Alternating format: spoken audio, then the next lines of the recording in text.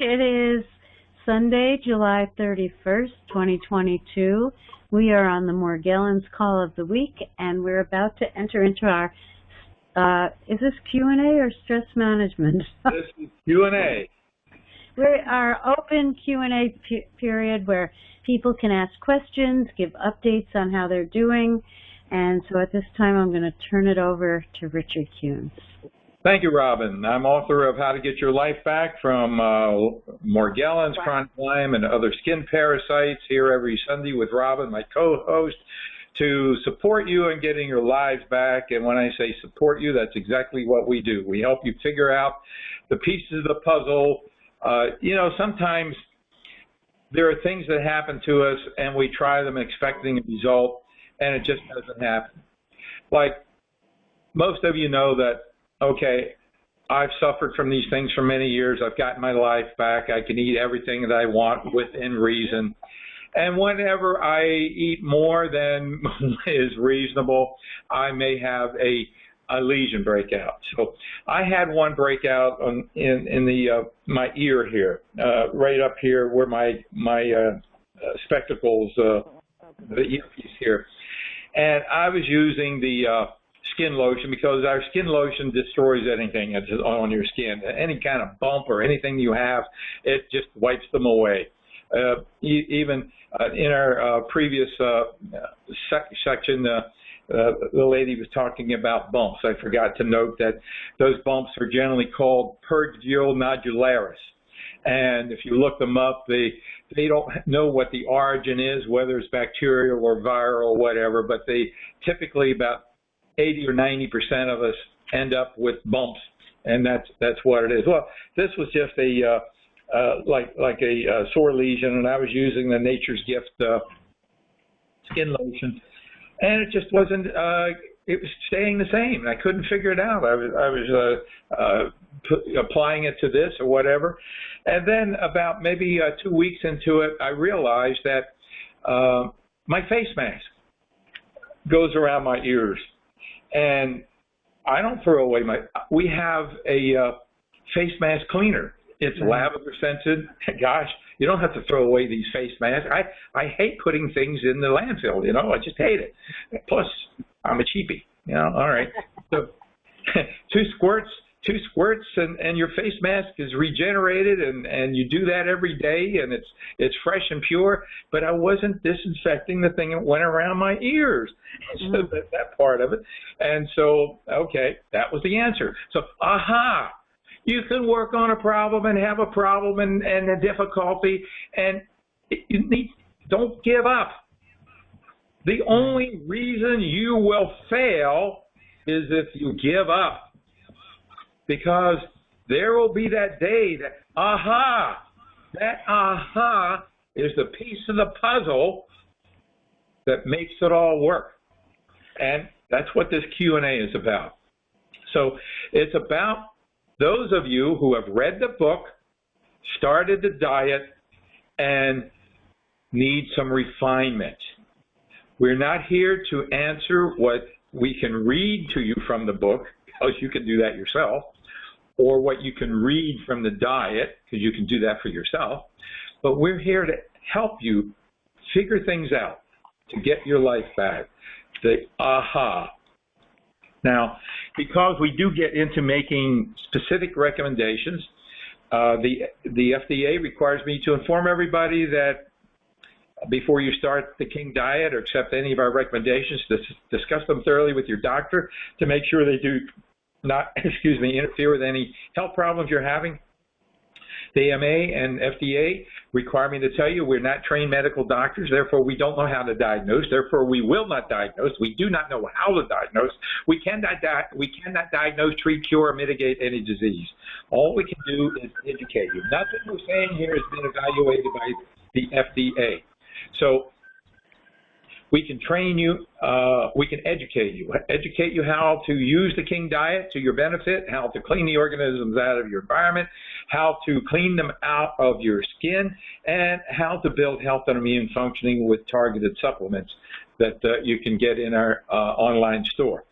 And as I said before, because all this information is free, we only ask you to support our online store as opposed to buying stuff from Amazon. Okay. Who's got the first question? Was Anna there? She got her first question? I'm sorry. Is it okay for me to continue?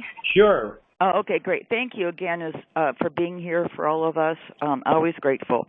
Okay, the question I have, first of all, I love the Nature's Gifts products. I have several of them here, but I'm just wondering, is there I really love the exfoliating cream. I've been putting that on my face, and it seems to be helping. But I'm just wondering, is there any product of Nature's Gift in the store that I could use under my eyes that have been swollen? I have issues around my eyes that won't affect them in a negative way. Any of the lotions, I have the Claudia's Dream Cream, and I have the Super MSM Gel and the exfoliating cream, along with some other things. But is there anything, I don't have the skin lotion. I was going to ask you about that, if I could put it under my eyes where it won't, because I had a scratched cornea, and I have to have cataract surgery coming up in the next few months. Okay. There's a Beauty Forever eye cream in Richard's store. I'm sorry. I'm sorry. I'm having a hard time hearing. I'm sorry. Cold cucumber eye cream. It's in the store. Oh, it's cold cucumber eye cream, and I can put it under my eyes. Sure. And it won't affect anything. Okay, and that's one thing you recommend that would be helpful for the swollen eye under my eyes, puffy. Totally. We have it. Does it have to be refrigerated? Cause, no. No. Oh, okay. I mean, and can I wonder can the skin lotion be put under the eyes, or the Claudia's Dream Cream, or that I have here, and the Super MSM Gel? Yes, I've used all of that under eyes, but I think the cucumber stuff is the best. The cold cucumber. Okay, I have to check that out. So that would be that'll help to lessen the puffiness, then, right? Keep in mind the skin lotion and Claudia's Dream Cream have essential oils in them, and I don't know how sensitive. You don't want to get it in your eye. Yeah. Or what about the Super MSM Gel? Is that? That should be fine. You can try it. Sure. There's no essential. Okay, I can try that under my eyes as well, then. Sure. Okay, great. That's good information to I be have aware used Claudia's Dream Cream under my eyes. You just really have to be careful. Anything with essential oils, it's going to burn like heck if you get it in your eyes. And then I have to be really careful. So maybe I should just be really cautious and get the cold cucumber cream. That would be the best, probably, right? Because you can use what you have. Just be careful. But I recommend the cream. Okay, I'm always so grateful to you, Rob. Okay. Thank you. The other question, real quickly, is I'm a little confused about the calcium Deyclem that you have in the store, and I read that it does have some antifungal properties. Could you expand on that a little bit, or what is your? Well, it is primarily an antifungal supplement. Oh, it is an antifungal. Oh, okay. I didn't know that. Okay. Yeah, that's the reason. It's undeclaic acid, and it's an antifungal supplement. What it does is it inhibits all fungal organisms from producing hyphae. Hyphae is equivalent to a plant root, a root of a plant. So every fungal organism generates a hyphae from which it sinks into whatever it's feeding from and derives nutrients. Mm-hmm. So even mold growing on a wall, the hyphae go into the wall and suck out nutrients from the plaster. Mm-hmm. So they do that in your body. They do that on your body. So the Deyclex inhibits future production. It doesn't get rid of existing organisms. It inhibits them from producing in the future. Oh, okay. So I should just follow. How many should I take a day, or is it on the label? Or? I don't know. It's on the bottle. It's on the bottle. Okay. But that doesn't have to be refrigerated, right? None of these. Because it's so, the humidity is it's been so hot here in Georgia. Of course, I have a, air conditioner. Throw them in the refrigerator, stick them in the refrigerator. That's a safe response. Okay? I'm sorry, I didn't hear you. I'm sorry, Richard. If you have room in the refrigerator, stick them in the refrigerator. Okay, stick them in the refrigerator. Is that true with all the supplements, or? Probably. If you want, or if you're concerned about high heat and humidity and don't have much air conditioning, sure. Okay, great. All right. Thank you again for everything. Sure. Okay. Appreciate it. All right. Who's next, Chris? May God bless you for providing all of your hard work for free to people. I just purchased your soap and look forward to starting this diet. I was diagnosed with an autoimmune disease, but I don't accept that my body is just attacking itself for no known reason. I feel like I've been poisoned. I've been researching a ton, and it is becoming more and more clear to me what this is. Your information is great, and I love how you have put so many things into one source. I could have saved myself many hours had I found you first. I've been using SSKI for a month now, and it has helped a lot, but I am wanting to attack this with everything possible. Thanks. For those of you who are unfamiliar, SSKI is supersaturated potassium iodide. We also do have it in the store. It's used for spiritosis generally. As I referenced in the first video we did today, on Mother's Day of this year, we did a very special segment that I recommend everyone listen to, and that went into the cofactors that are associated with Morgellons disease. In fact, a lot of experts out there claim that Morgellons disease is, for instance, spiritosis, that's rosebush disease. They claim it's a type of fungal issue, or they claim it's Lyme disease, or they claim it's a concrete-eating organism. Or they claim it's something else. It's helmets. That's nematodes. So SSKI is one of the supplements, but the key word in her question or comment there is autoimmune disorder. Arthritis, lupus, autism are on the rise.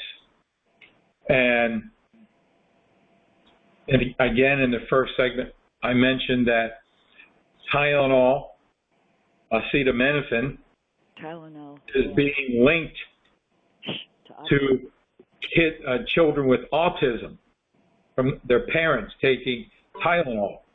And there's a class action thing going on. And this in time will be happening with autism for Monsanto and glyphosate. And it's the predominance of this chemical farming bringing glyphosate into our food source through just realize this. Glyphosate is an herbicide that is used, for instance, in the farming, cultivating of corn, a major food for all animal livestock. So if you're not eating organic, you're getting glyphosate. Plus, it's being used in a lot of vegetable crops and other crops, even wheat, grains. So we're getting glyphosate. It destroys the gut biome. And Dr. Zach Bush, who's a very knowledgeable, in fact, if you go in the blog post and search for Monsanto in the blog post, you'll see a series of videos titled GMOs Reviewed, GMOs Exposed, or something like that is the title. And being that glyphosate has come to the forefront around the late 90s, the incidence of autism, diabetes, and these other autoimmune lupus have gone up exponentially.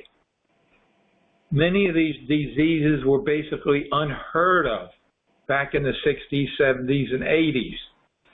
All he claims are linked to glyphosate. And likewise, Lyme disease falls in that category. And if you connect the dots, Lyme disease shows up in 90% of those of us with Morgellons. So it destroys the gut biome. So autoimmune disorder, the answer is boost glutathione. Boost glutathione. Research PubMed, you will find that boosting glutathione is significant to do with any and all autoimmune disorders. And of course, the one that we have is Max 1, which is compatible with the King diet, and also we have the N-acetylcysteine, NAC, as well, compatible with the King diet. Okay, what's the next question? I had the question to myself yesterday that it seems impossible to get rid of so many parasites under my skin, and all the bathing will never do it alone. I am sure I have mites, as I have seen them, and even had a dream I had them a number of months ago. Should I order all Lufenuron, Fen Ben, Nitenpyram, and is the kyanase enzymes the same as serrapeptase? Thank you, Damina.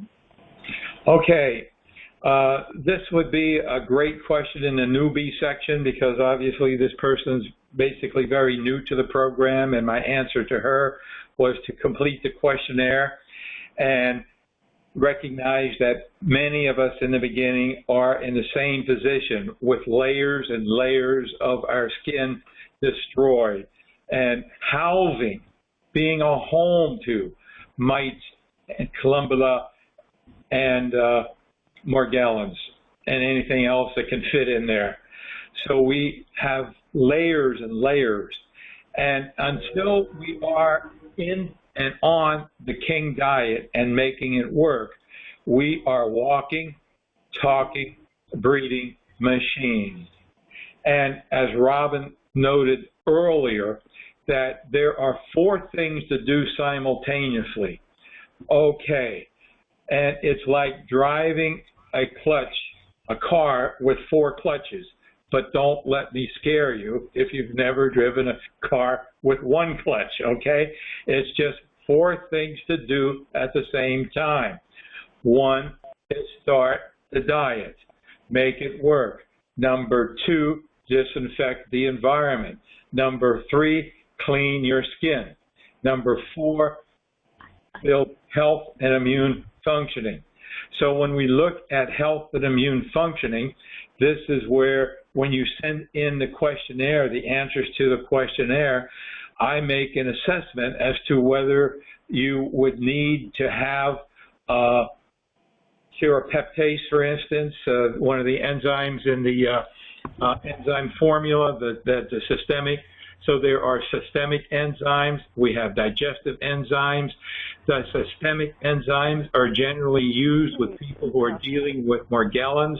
The systemic enzymes. No, my eyes are bothering me now. The systemic. Please mute yourself. Somebody *6. The systemic enzymes get into your bloodstream. They take in between meals, not at meals. They get into your bloodstream and assimilate any foreign material that are found in your organs. Now, specifically, when we're dealing with everybody, one of the blog posts is a video of a couple of chiropractors that basically say, if you have a heartbeat, thump, thump, thump, you have intestinal parasites. Now, intestinal parasites, as I talked about in the Mother's Day video, are a cofactor. Intestinal parasites are generally benign, not really, they live copacetically with us. Okay, no big deal. But along comes Morgellons, and boom, they become a big deal and can be, for instance, I was talking with a doctor in Europe. His take on Morgellons is that Morgellons is helmets. That was his big word, helmets. Helmets are nematodes, worms, pinworms, roundworms, flatworms, strongyloides. These are helmets. He was down that rabbit hole that Morgellons is helmets, okay? So when you encounter Morgellons, if you have these intestinal issues, parasites, boom, they become a big deal. So it's important for us to do what Dr. What's the fellow's name? Dr. Luna, who has the website that supplies these medications. He has a hospital in Mexico for the treatment of cancer patients, and he has all of his cancer patients take Fen Ben, and Lufenuron. Why? Because they are cofactors, and they interfere with getting your life back, whether it be from skin parasites or cancer, or any disease for that matter. They can be a big issue. So absolutely, the issue is intestinal parasites. We go at it with diatomaceous earth. We go at it with consuming our mouthwash and Fen Ben. Fenbenzidol is also, according to Dr. Luna, the human equivalent to albendazole and used medically to deal with Strongyloides cervicalis, which is another cofactor. In fact, years ago, there was a guy running around about 15 years ago saying that Morgellons is Strongyloides cervicalis. He was down that rabbit hole. But these are all cofactors. And all these cofactors can exist and be dormant until, boom, Morgellons comes along and you've got the perfect storm of disease. So when you complete the questionnaire, you get back a complete protocol of recommendations that you are to take to your doctor, discuss with him, and so I'm in compliance with FDA regulations, and you'll know what to do. Okay, next question. Richard, can I ask a question? Can you go over the protocol for Fen Ben? Fen Ben, they have two strengths, 222 milligrams and 444 milligrams. And as I recall, now once a month I send out a email or update, particularly for all the new people that are coming into the program and the people that have been in the program a long time who maybe not have gotten into accessing these medications. But it goes through the protocol in taking how much, like for instance, Lufenuron, 1 a day for 96 days. Fen Ben, the 444, is 3 days of 444, 4 days off. 3 days, 444, 4 days off. I think if you're doing the 222 milligram, I could, I'd have to go back and look at that update. I think you can do that daily. And then Nitenpyram. Nitenpyram is a medication that has been found very recently to be very effective with mites living in the skin, whether it be scabies or any one of 40,000 other different types of mites that Britannica says exist in the world.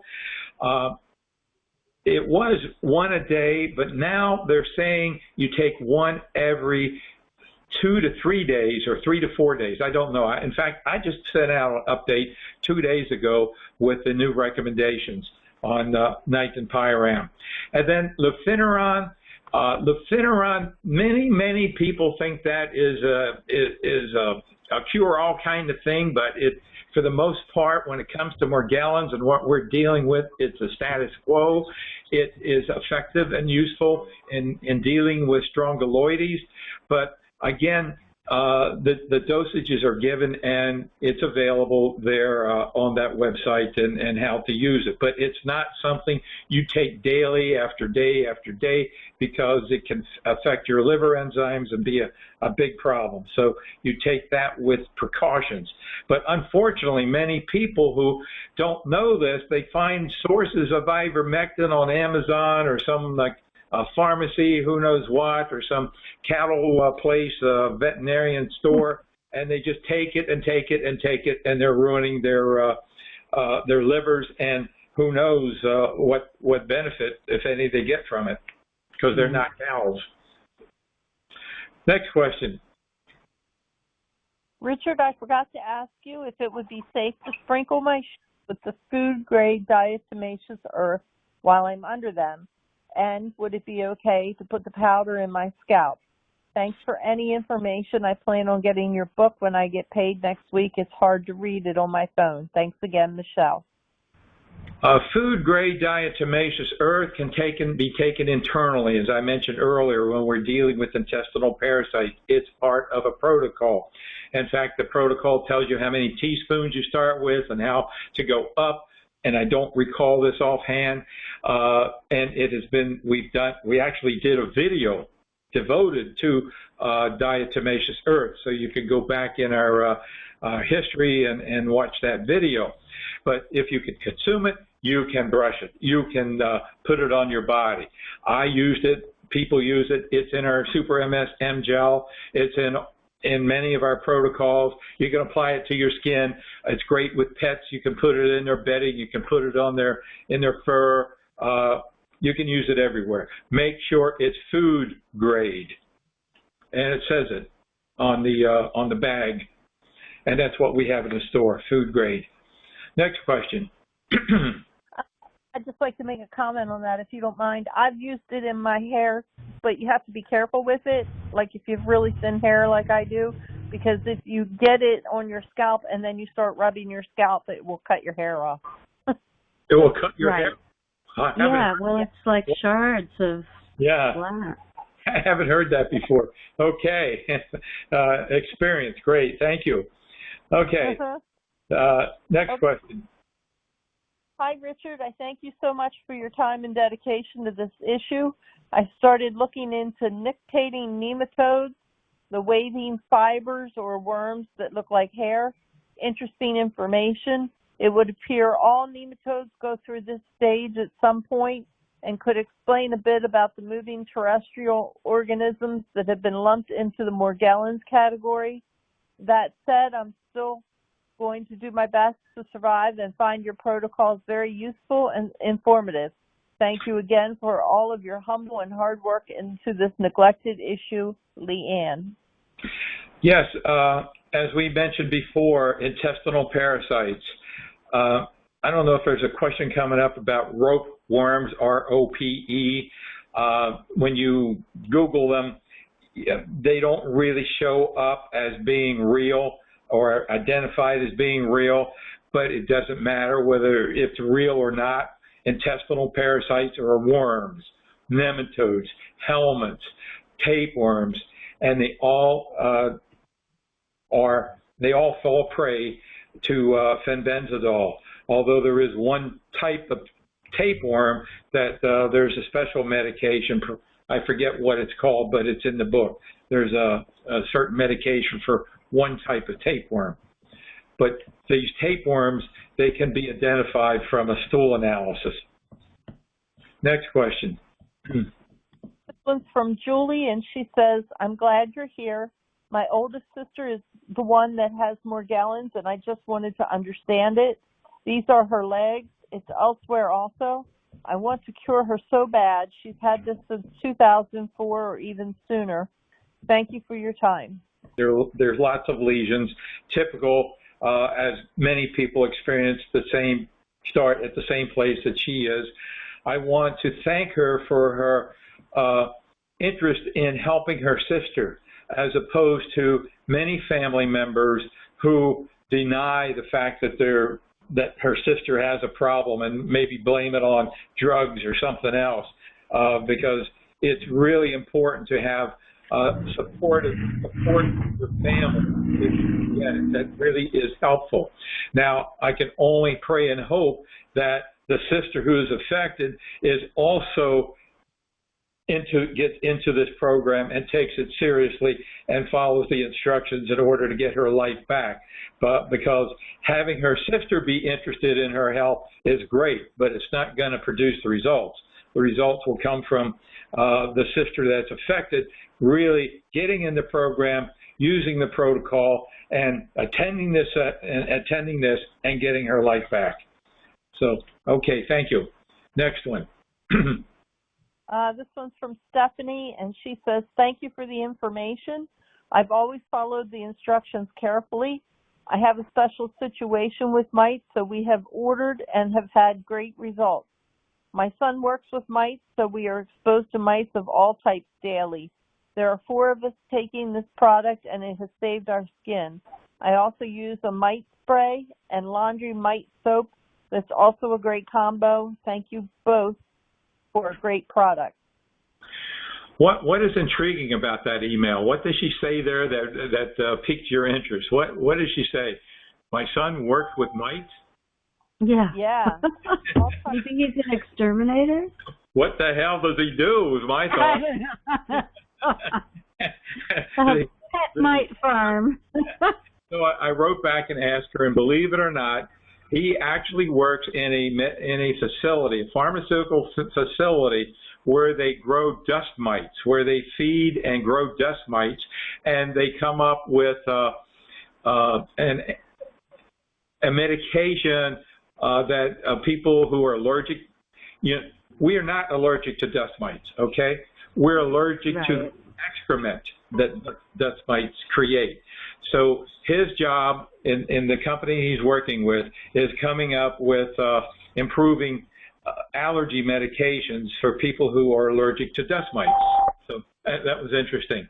But so I thought I would have that email read. That was interesting, and I'm glad that she's in the program and the family is benefiting from our program. Next question. What did not arise in the questionnaire is what appears to be shiny silver glitter. It appears on me, on my clothes, and in my car.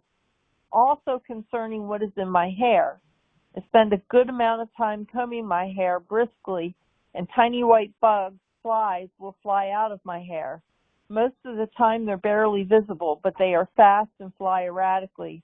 My question, therefore, is will these be addressed through all the recommendations, since these are what I am currently mainly dealing with? Okay, glitter. Robin, did you ever experience glitter in your skin?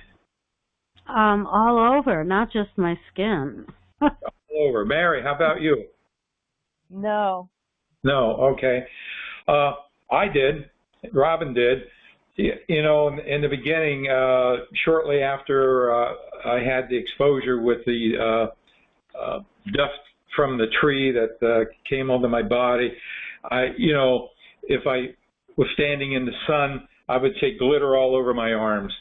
And being intrigued by it, and curious by it, and scared as hell, I did have a microscope from when I used to raise dogs with my first wife, and we would use the microscope often to examine stool samples to do our own diagnostics and worm treatment. And they showed up as perfectly round spheres in my microscope, which led me to believe, and I came to the conclusion, right or wrong, I don't know, but I think I'm right, is that they're simply eggs of mites. And that's what led me down the mite trail for a couple of years, and basically got me off track because, I wasn't looking at springtails or columbella. I was looking typically for mites. And actually, mites are involved as part of the vector. And we find that columbella, I used to think that mites were the carriers of Morgellons and Columbella, but I learned 6 months or so ago, with actual microscopic pictures, that the springtails are actually larger and actually carry the mites. But nevertheless, with my exposure, they came from a dust cloud, so I don't think I needed the springtails to bring them to me. They just were dropped onto me. And they were there, so they disappeared in time, and I used to find the little black dots coming out of my skin, which was some type of mite. So the answer is many of us have it. It goes away as we kick in the diet and as we disinfect our surroundings and take care of things. Now, the other thing is the flying organisms.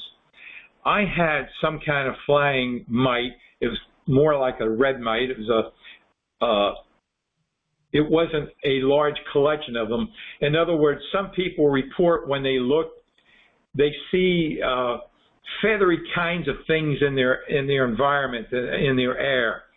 That's a type of mite that seems to probably infect the environment, and would be the kind of mite that would be on your walls and on your ceilings and your flooring and everywhere, because the air is full of them and they're going to be in contact with all those surfaces, as opposed to maybe a red mite that might fly but not be in a significant quantity to infest the area of walls and ceilings. So when it comes to this, depending on what type of mite it is, oftentimes diatomaceous earth being dusted around where they might land will take care of them. In fact, in my book, I write about I purchased the ladybugs because they eat these mites and things like that, and then I used diatomaceous earth, which probably wiped out the ladybugs. But so if it's the kind of mite that you see in the air, like a feathery kind of thing, the only thing I know, aside from videos that I saw years ago of people disinfecting their environment, where they would use a sponge mop and mop the walls with disinfectant, mop the ceiling, a lot of work, is the electrostatic sprayer. The electrostatic sprayer would easily connect with all these surfaces, and so you can disinfect a wall, a ceiling, a floor in a matter of a couple of minutes, and very effective, and also will knock them right out of the air. So that would be my approach today to dealing with, instead of mopping down the walls and ceilings. Any other questions there? Yeah, just a couple more. Hello, Richard. I had some glue boards sent in for identification in my bedroom. Turns out we have a springtail problem. I'm wondering if that's what's causing the crawling on my scalp and body. I don't know what to do. I'm using the debriding soap. I plan on getting your book, but I don't know how to eliminate them out of my environment other than to clean my house. My main concern is eradicating them off my body, even if that's what I have. No doctor will believe me. Any suggestions would be greatly appreciated. Well, no doctor will believe you, absolutely, definitely. So, read the book. She says that she hasn't gotten it. The book is important. Chapter 3 has over 55 pages of detailed instructions on how to clean your environment. Springtails, she identified them. Glue boards, great idea. You can buy them from any pest control company, do your own pest control. You can set them up on the floor. A glue board is nothing more than generally a white board with glue on it, and that these things, when they jump, they'll land on it, and then you can see them right there in front of you. Springtails are practically impossible to see on your skin. They're impossible to see on your furniture. They're just nothing more than look like a dust particle. So they will jump onto the glue boards, and you can identify them, see them, and know what you're dealing with. That's step one. Complete the questionnaire, because you may also be dealing with Morgellons and need to do additional things if you're dealing with Morgellons. So the book is important. It's a phenomenal resource. Read it many times. You know, the e-book is free, and the e-book is very useful and valuable because it's got links in it.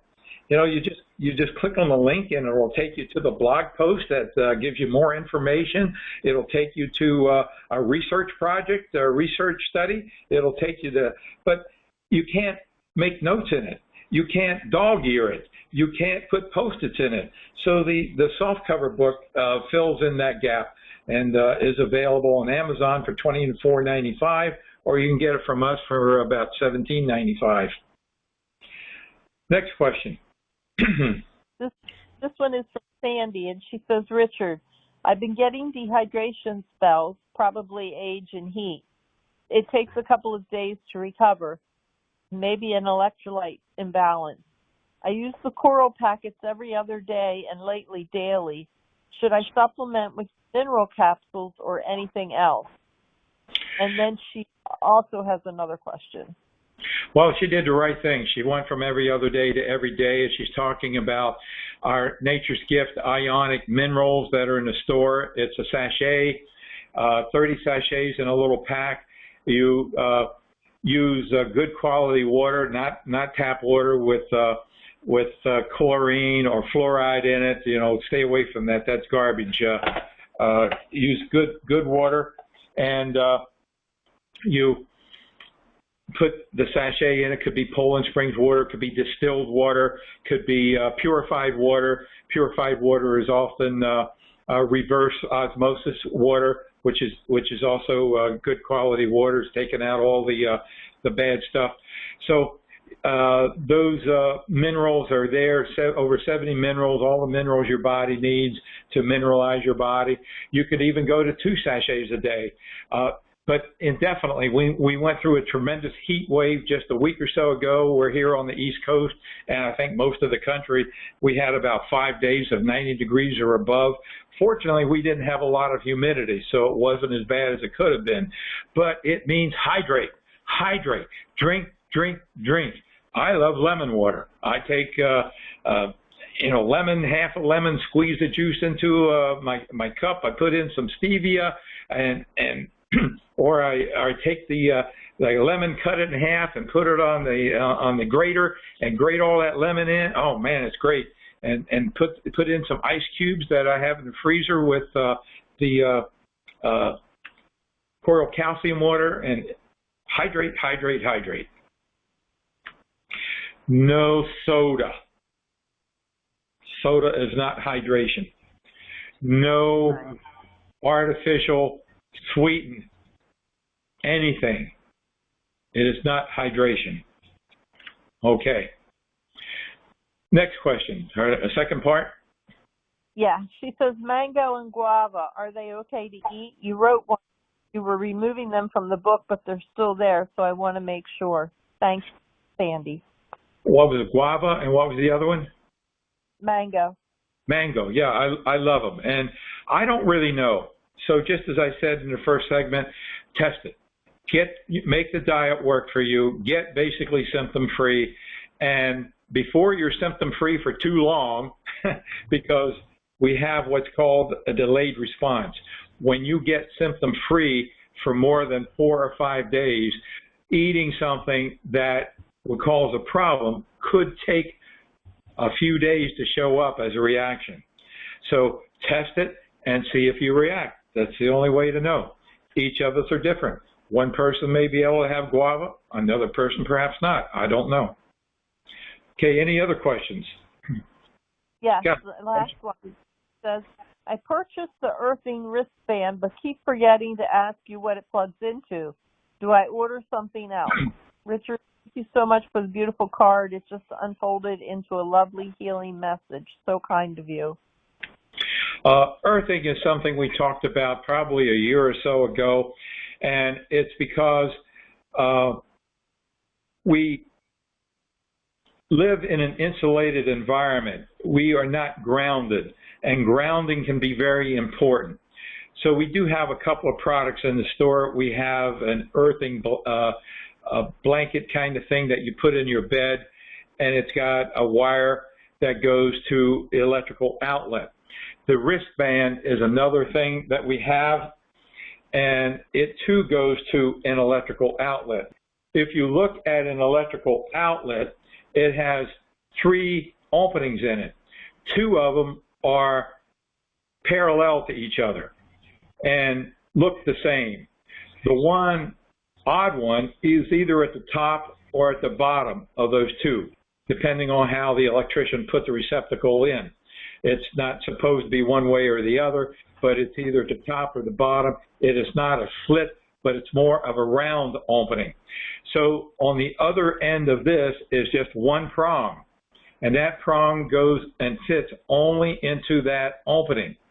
Now, before you do it, you should get in, before you do it, unless you know that your house was installed, was built, and certified electricians built it and wired it. If you bought a house that maybe the previous owner did some wiring, or you did some wiring yourself and are not an electrician, you should get the electrical tester that we also have in the store. It looks just like a plug that you would plug in to your receptacle. In fact, it is. You just plug it into your receptacle, and it will tell you if that receptacle is wired correctly. If it is wired correctly, 1 light will light up. If it is not wired correctly and the wrong wire is going to that ground wire, you could get electrocuted. So it will tell you if it is correctly wired, and then you would use the device. But test the electrical receptacle first and make sure it is correct. That's the first thing I did, because I did the wiring here years ago, and I just wanted to make sure I did it right.